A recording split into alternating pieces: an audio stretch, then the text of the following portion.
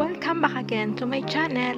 At kung bago ka pa lang, huwag mong kalimutang mag-subscribe and please click the notification bell para lagi na updated sa aking mga video.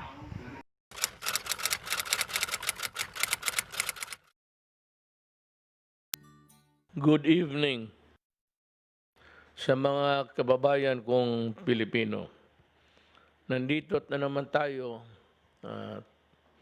this short period.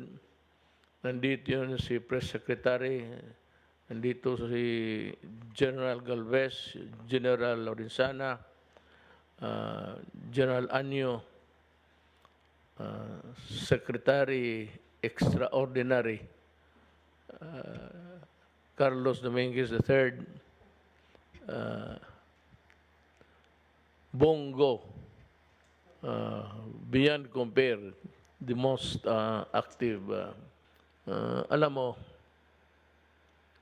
trust is not, it's not press release. Si Secretary Doki po, nakita ko na siya kasi nagtrabaho rin ako kay President Gloria Arroyo noon. Ako yung consultant for public order and security. And I used to come here in Malacanang whenever we are called. Nakita ko to si Secretary Doc in the many meetings that we had. Nakita ako siya nagtatrabaho. Ngayon nagtatrabaho yung tao. Noong nakita na incompetence. Hindi ko siya kunin na secretary again for the second time under me na Secretary of Health. Itong COVID na ito, kaya nga pandemic eh.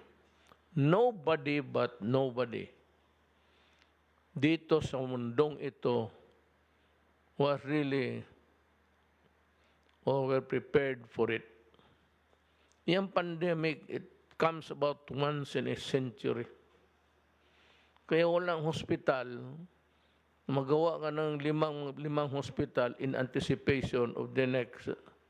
Hindi ganun yan eh. Yung sakit na ordinaryo, then you make your actuarial computation, maybe how many.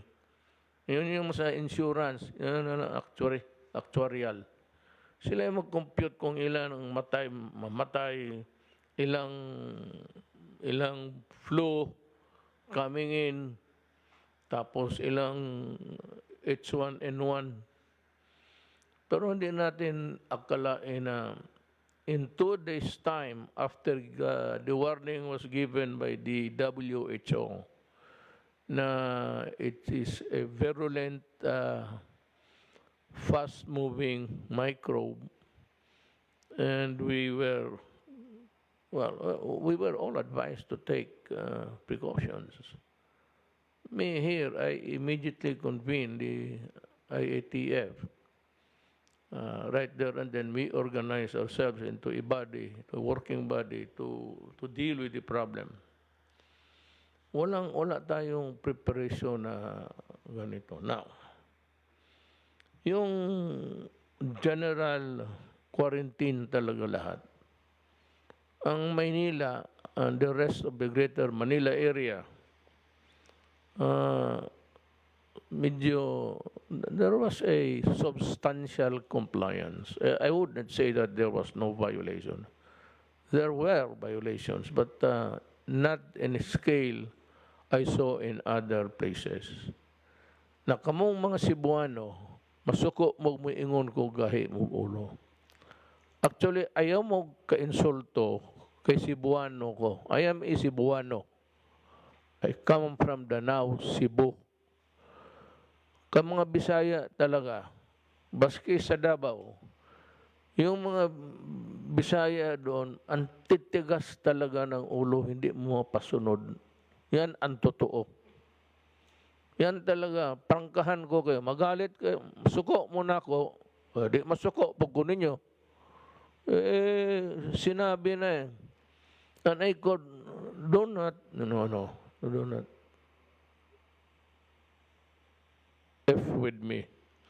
Because nanonood ako ng government stations. Kinukuha lahat yung ng Talisay. Talisay was like a marketplace every day. Nagiinuman ka dyan, nagsusugal. Almost nonchalant of the dangers that were lurking around. Ayaw ninyong maniwala. Ngayon kita, bakit marami? Well, one of the reasons, really, I would say, even without consulting the body, because you did not follow rules. Hindi ganun karami yan. You have the highest. Cebu is now the hotspot for COVID. Bakit? Wala mong sunod eh. Marami sa inyo hindi sumunod. Kaya huwag ninyo akong magalit-galit kayo sa akin. Look, I am here to run government. I'm not here to stay forever. As a matter of fact, I am on my last 2 years. God, you better shape up. I would not. Di ako man ako, kasi Bisaya tayo that you'll have a special place in this. Tingnan mo nangyari now you have a total of 37,514 confirmed cases. The last 2 days, ito na yung may tests, 858. Sa bagay, ang recoveries, baka karamihan ito Bisaya rin kasi hindi tumatalab yung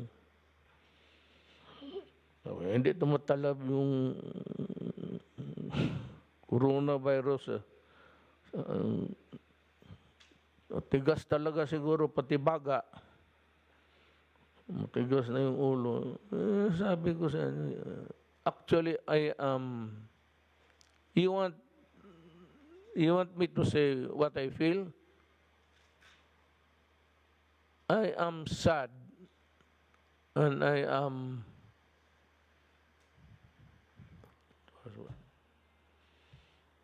para akong nawalaan ng hangin dito.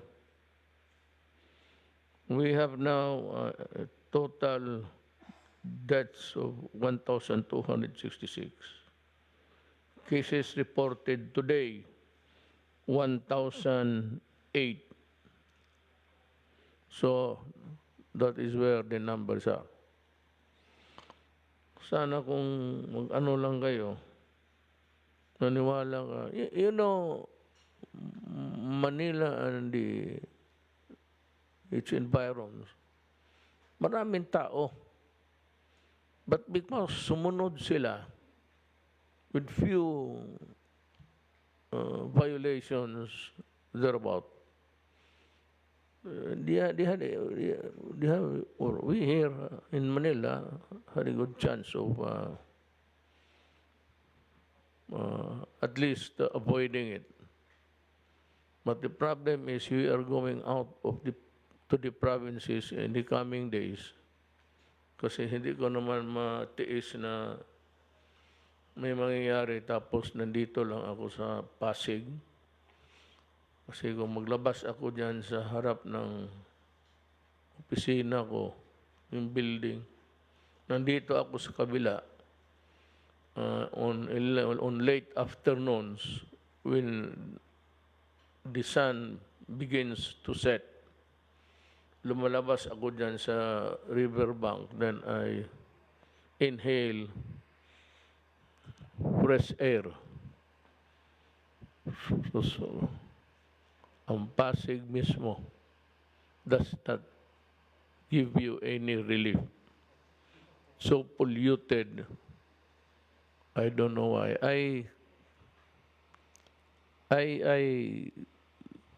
decided to disband the Pasig Commission. The Pasig Commission and allied agencies doing the same work.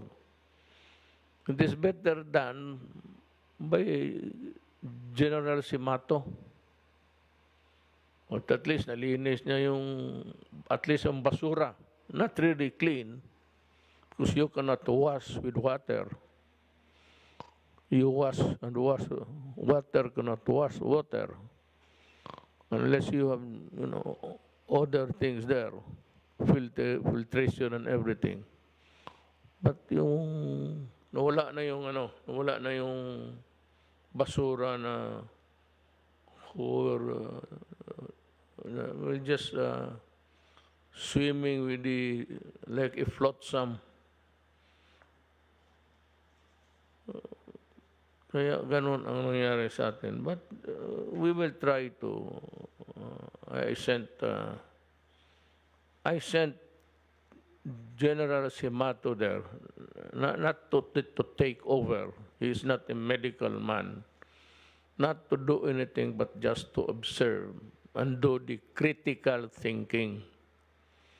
Tapos, kung ano ang nakita niya, pagbalik niya, magsabi siya, baka kulang dito, kulang doon. But for the things that we can really afford, and which we had at the time of the outbreak, okay man tayo. But yung sabihin mo the sheer number, epidemic is local, national yan. Pandemic is, it traverses boundaries. The whole of the planet Earth yan. So walang preparado dyan. America is suffering anong tawag nitong, parang nag-relapse. And they are having problems now, this time in Florida. China also had a relapse. And some other countries, Brazil, as I have in the past said that itong Brazil, I've been to Brazil, maraming tao. Tsaka dikit-dikit din ng, just like our Philippines. Sabi ko, pag ganito ito, pag tinamaan yan, delikadong lugar yan. True to my, hindi naman sana, I did not, it was not meant to wish you ill will, but I was just also trying to figure out how it would impact on places like the Philippines, yung ating mga kapatid na sa squatters area. By the way,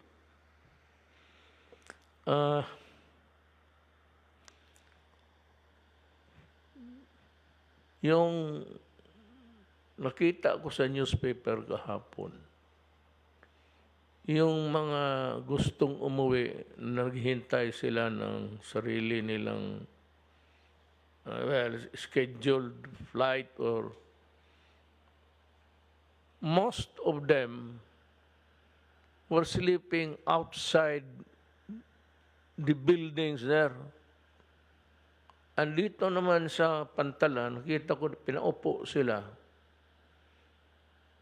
Parang,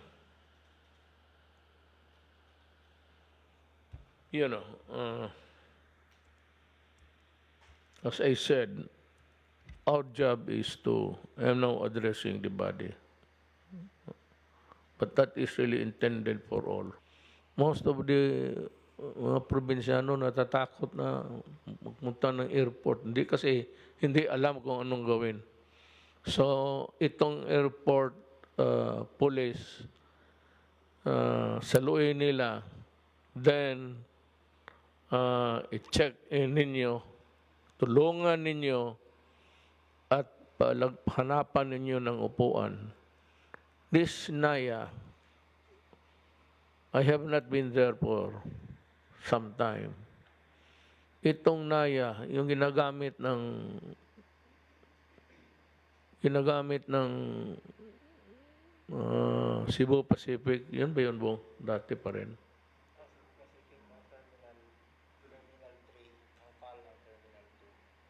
Yeah, yung ginagamit noon, yun pa ba rin yun? Yung sumasakay ako. Alam mo, I'd like to call the attention of Secretary Tugadi. Art, alam mo yung airport na yan, kung sino nag-design na yan, gago.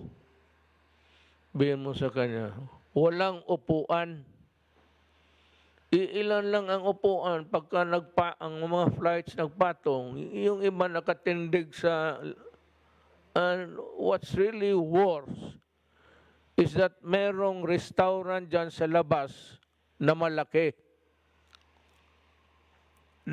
Paalisin mo yung restaurant, lagyan mo ng upuan, kasi yung iba merong mga bata, buntis, walang upuan. Mabuti, nasabi ko, finally, I was once upon a time a mayor and I used to use that exit there, egress going home. Makita mo, walang upuan. Kukunti ang upuan. Tapos pag na-delayed ang flight, putang ina, wala na. Tindigan na lahat. Sa labas, may mga restaurant, ang lalayo ng table. Ilan lang man ang gumagamit. Yung may pera lang. May mga on the side, sa tabi-tabi, meron yung mga hamburger. Do not take your dinner there. Hamburger na lang kayo at magpupo kayo dyan sa buwan. O punuin ninyo yung upuan hanggang doon sa dulo ng departure. Kung wala there's no other space, hanggang doon sa departure, yung arrival. Kawawa yung tao.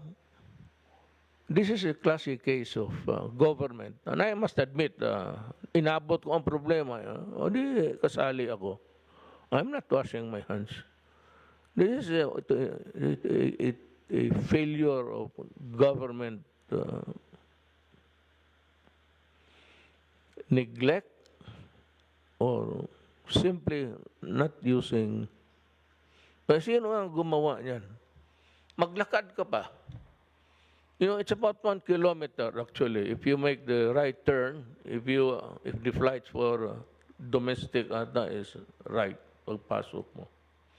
1 kilometro yan. Art, lagyan mo ng silya lahat yan. Yung restaurant dyan, kung ma-terminate mo contracts, terminate them because I need them to seat the passengers waiting. Nandyan lahat eh. Ang pal nga, sa punong-puno, maraming tumitindig.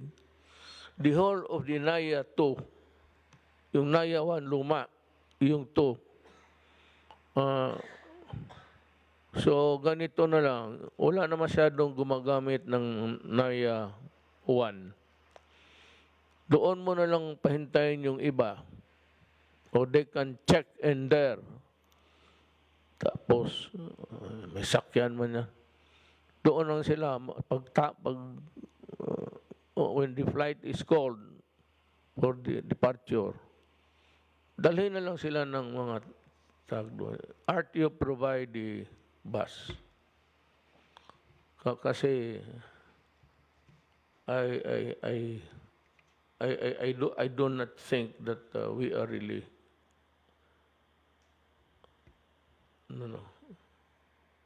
in parity of the needs. Not in parity with of the needs. Ang services must be in parity of the needs of the people. Yan ang naano ka dyan. 1 kilometro yan. Pagpasok mo. Kung maglakad ka, then may mga restaurant. Ilan lang yan. Yung mga fruit stand, pwede rin. Kung papayag ang quarantine. quarantine na opisina. So, yun. It has been bothering me the whole night. So, yun ang ano ko. Butit na alaala ko. Let's go back to this COVID. Saan na ba tayo? Magdating tayo nito sa influenza na. Saan na ba tayo doon sa putang inang COVID na to? Cebu. Oo, mga Cebuano, ayaw mo kasuko na ako. Ako gatrabaho lang, ginabadlong tamo ni Adto. Suberbiyo mo eh. Dili tanan. Dili tanan.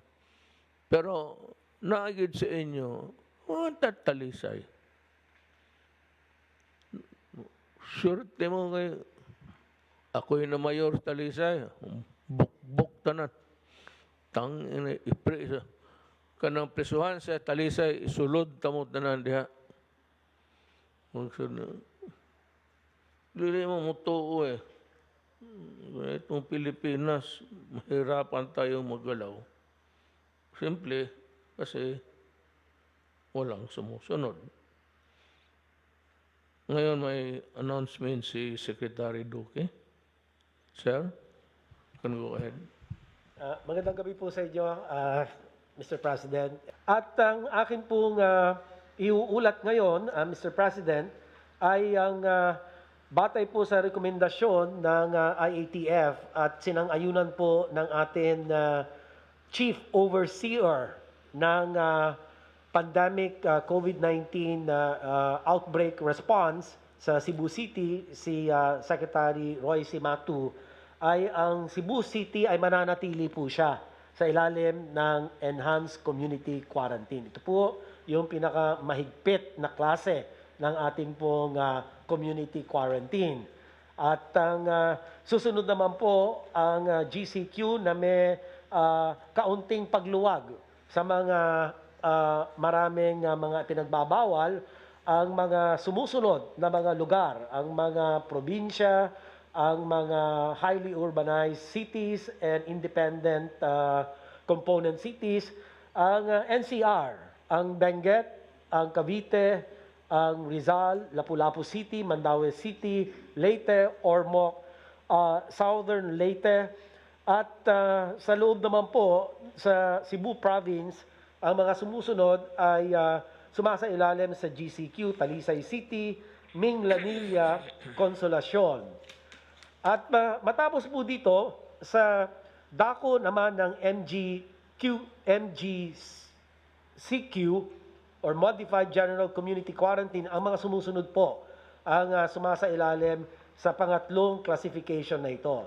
Sa CAR or Cordillera Administrative Region, ang Abra, ang Baguio City, Ifugao, Kalinga. Sa Region 1, ang Ilocos Norte, La Union, Pangasinan. Sa Region 2 po, Cagayan, Isabela. Region 3, Bataan, Bulacan, Nueva Ecija, Pampanga, Angeles City. Sa Region 4A naman po, ang Batangas, Laguna, Quezon, Lucena City. Ang Region 4B naman po, ang Palawan, Puerto Princesa City. Sa Region 5, nasasakupan po dito ang Albay, ang Camarines Norte, ang Camarines Sur, at Naga City. Sa Region 6 naman po ang Capiz, Iloilo, Iloilo City, Negros Occidental, Bacolod City. At sa Region 7, kasama po ang Cebu Province with the exception of the one city and two municipalities na akin pong kaninang binanggit. Kasama din po ang Bohol at Negros Oriental sa Region 8, Tacloban City, Western Samar. Sa Region 9, Zamboanga City, Zamboanga del Sur. Sa Region 10 po, ang Bukidnon, Misamis Occidental, Misamis Oriental, Cagayan de Oro. Sa Region 11 naman po, ang Davao del Norte, Davao del Sur, Davao City, and Davao de Oro. Sa Region 12 naman po ay Cotabato, South Cotabato. Region 13, Agusan del Norte, Butuan City. At sa BARM naman po ay ang Lanao del Sur at Maguindanao. At yung mga hindi ko po nabanggit ay sumasailalim na po sila ngayon sa tinatawag natin pong low risk modified general community quarantine classification or the rest of the Philippines. So ito lang po ang akin na unang bahagi po ng aking pag-uulat at ang susunod naman po ay patungkol naman sa atin pong COVID-19 updates. With your permission, Mr. President, ay tutuloy ko lang po yung ikalawang bahagi ng akin pong report. Yes, sir. Before you go into it, may I be allowed to just make a repeat of the para ito yung ACQ, Enhanced Community Quarantine.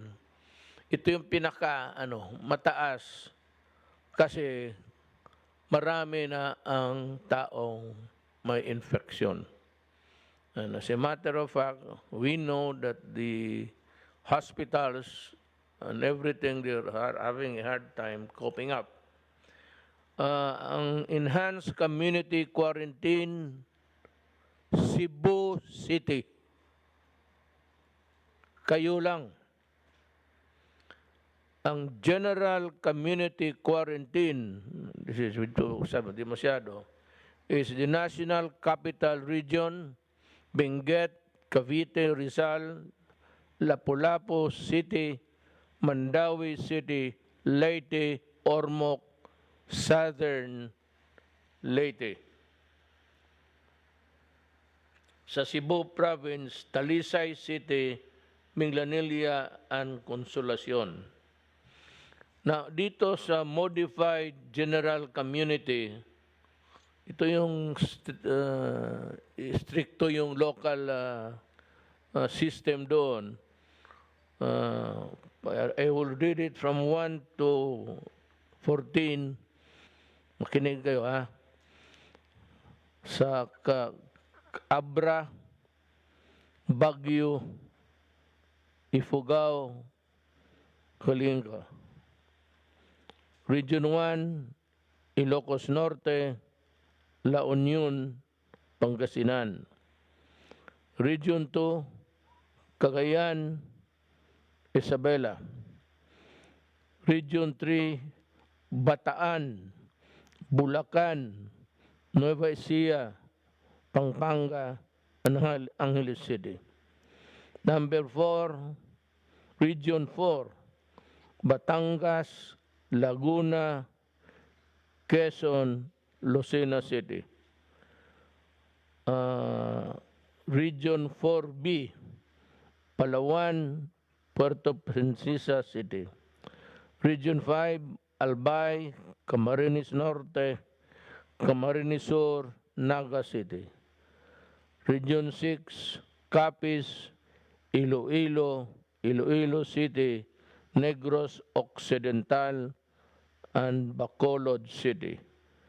Ang Region 7 is Cebu Province, Bohol, pati Negros Oriental. Do not confuse dito Cebu. Yung isa, yung doon sa pinakadulo, pinakamataas, Cebu City. Malaki ang Cebu. Cebu City lang ang kasali. Nagsusolo siya. So, Tacloban, Zamboanga, Bukidnon, Davao del Norte, Davao del Sur, Davao City, Davao de Oro. And Region 12 is Cotabato and South Cotabato. Region 13, which is really sa Caraga ito, Agusan del Norte at Butuan lang. Ang Sabarn, Lanao del Sur and Maguindanao. Ngayon, dito sa panghuli, yung Modified General Community Quarantine, that this applies for the rest of the country. O, klaro. You can take. Maraming salamat po, Mr. President. Secretary Sani Dominguez is here to discuss with us how to open up the economy and balance our health and economic objectives. Thank you, Mr. President. The Philippines came in with a strong economic fundamentals to address the pandemic. Number one, our growth has been 6.6 on the average, 6.6% per year, on the average from 2016 to 2019. It was supposed to be an upper middle income country by this year, prior to COVID-19, but we won't make it. Low to stable inflation. The inflation from 2016 to 2019 has been about 3% on the average, which is exactly where we are predicting, where we wanted it. We were in a strong fiscal position. We had the highest revenue and lowest debt as a percentage of GDP. The the Build infrastructure program doubled as a share of GDP compared to the past 5 decades.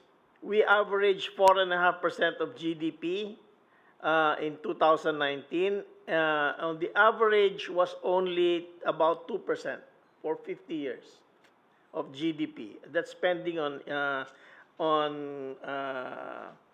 infrastructure. We had the highest credit rating ever. We got BBB plus, and in one rating agency, the Japanese rating agency, we are actually A minus.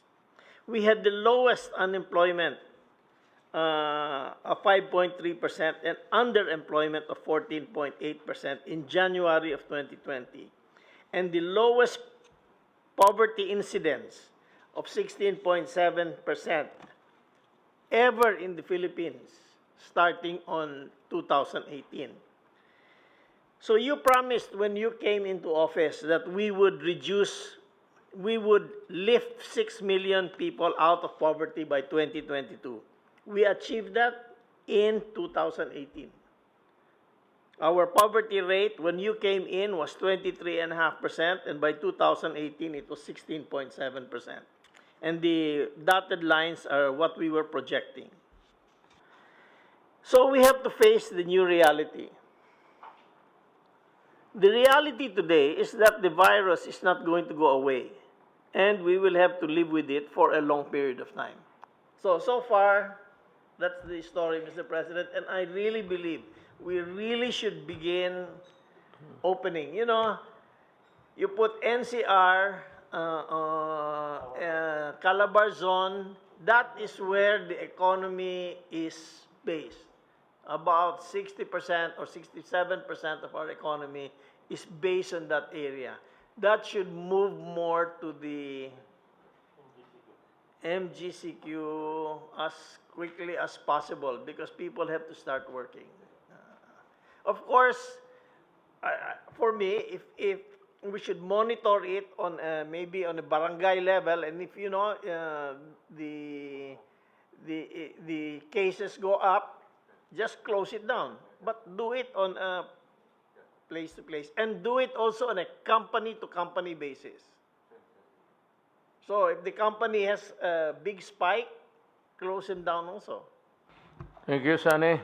Salamat. So, mga kababayan ko, we made this program for you on a regular basis, explaining to you the wherewithals and all of how government is responding to the crisis and how it has also eaten up a lot of over money in the economy. So alam ninyo, dublado ito. Now, the only thing that can really prevent it is to stop COVID or minimize COVID. Wag na lang sana na madagdagan. And the answer is really up to you. Kung gusto mo magkasakit, lumabas ka. I do not think that I would like the idea of you being picked up and detained for just going out when it is prohibited. It's just a matter of fancy, or if it is really an emergency, the law enforcement will understand it. Pero kayo mismo, simple lang ang hinihingi ng gobyerno. Kung maari lang, lalo na sa mga matatanda, wag na ho kayo munang lumabas. Nakita namin na yung mga bata, there's a low rate of young people being infected. Maybe it has something to do with really the constitution of the body. Kagaya namin, sa itong table na ito, wala na masyadong stable ito. Pag nadapuan kami niyan, finish, no more. So, wala na tayong program. Ibang format na naman kung saan. Pero hindi na ako. Ang hinihingi lang namin is buhayin mo sarili mo. At ikaw lang ang makagawa niyan.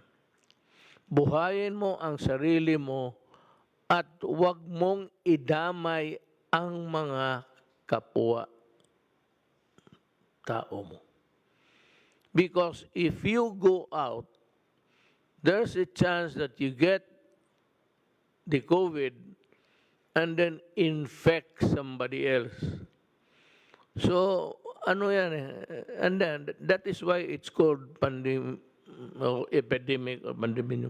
Kasi palipat-lipat, pasahan lang. Not really kung may ubo siya. Kung nakatabi kayo tapos asymptomatic siya, tapos you maybe catch the breath, the deep breath of your next, your neighbor there, your seatmate, baka makuha mo. So, ang the best, lalo na sa mga tatanda, is stay home. Mga bata, stay home rin because you cannot afford the risk of getting sick. Alam mo, totoo lang, maniwala lang kayo sa gobyerno. Hindi na lang para sa amin.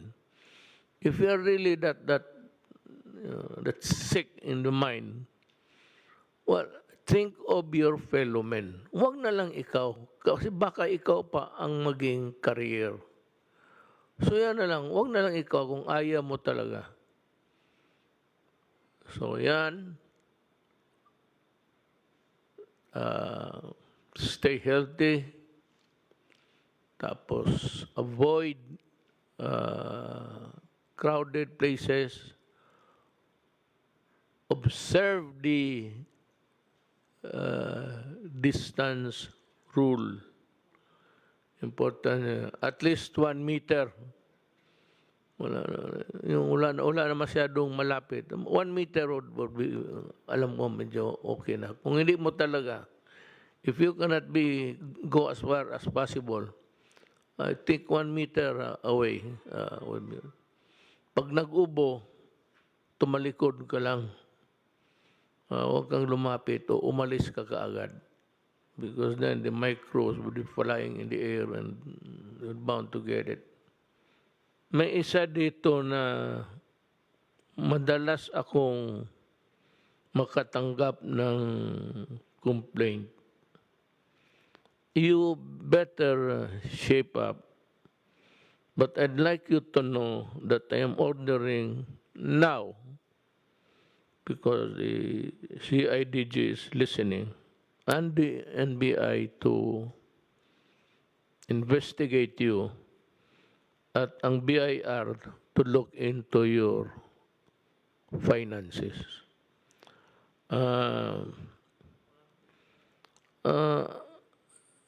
Yung mga padala, nawawala, tapos yung pagdating, pinapalitan, wala ng laman. I am not condemning you now. I am not also insinuating that you are liable or guilty of doing it. it to depend greatly on what is the result of the investigation. JNT po, sir. JNT. JMP. JNT, sir. JMP. T, sir. T. Tango, sir. Ah,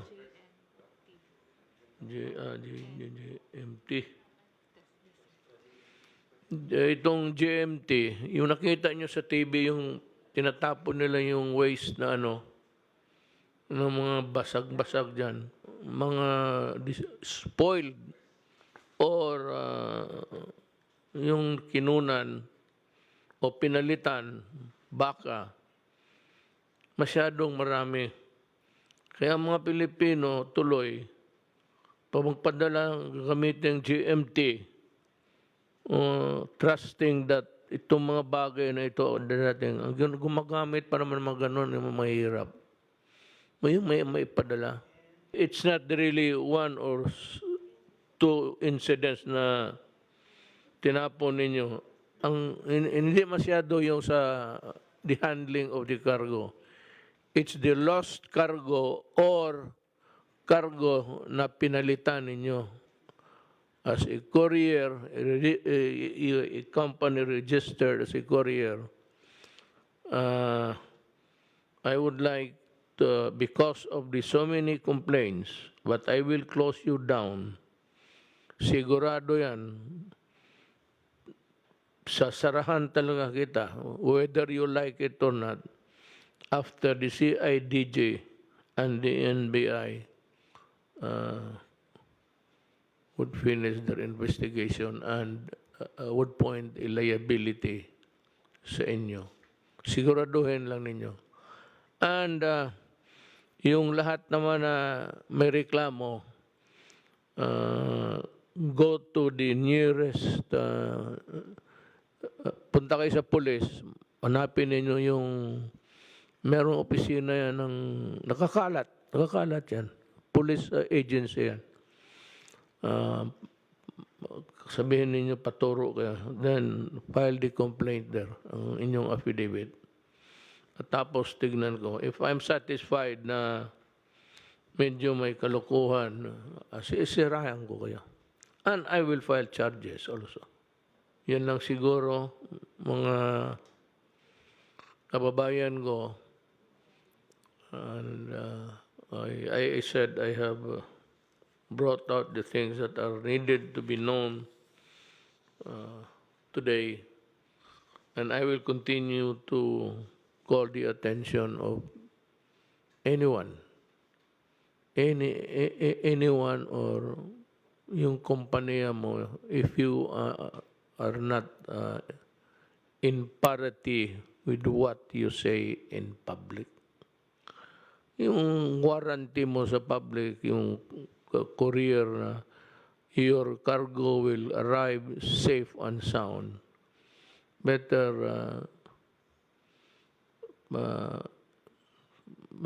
sabayan mo yan ng ano, sabayan mo ng the standard of parity.